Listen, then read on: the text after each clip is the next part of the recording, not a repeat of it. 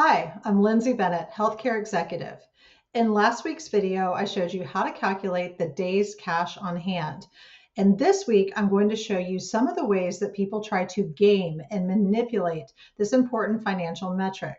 Before we get started, let's just clarify that I am not suggesting that anybody cheat or manipulate the numbers, because if you're watching my YouTube channel or you've taken one of my master classes or if you've read my book, then you don't have to cheat because you understand how to move things favorably the legitimate way.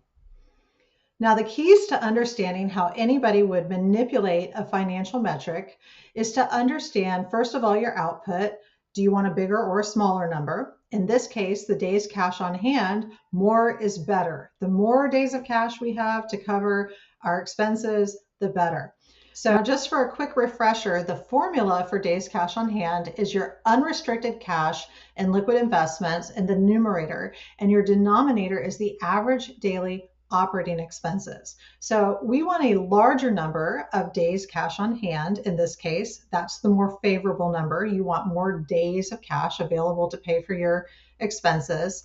So the ways that that could happen is by having the numerator increase and or the denominator decrease. So what are some ways that you can think of that people might manipulate the numerator or the denominator to make the results look more favorable?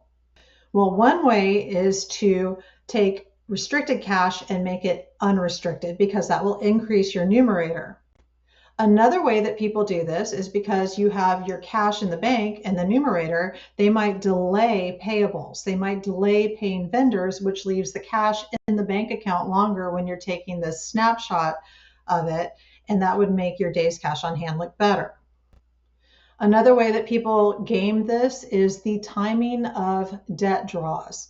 And that is because short-term borrowing increases short-term liquidity. So they might take some loan out and then that cash is going into the cash balance. Another way that people might temporarily jack up the numerator is by selling some investments and then going back and buying them again later. So now what are some of the ways that people might try to manipulate the denominator? Well, remember, the denominator is your average daily operating expenses. So if that number goes down, then your days cash on hand is going to look more favorable. So they might try to exclude certain expenses like management fees or subsidies, or they might take a shorter time period that excludes a big one-time expense to try to make that average daily operating expense number smaller. So now that you know what to look out for, stick around and check out some of my other videos on revenue cycle and healthcare finance topics.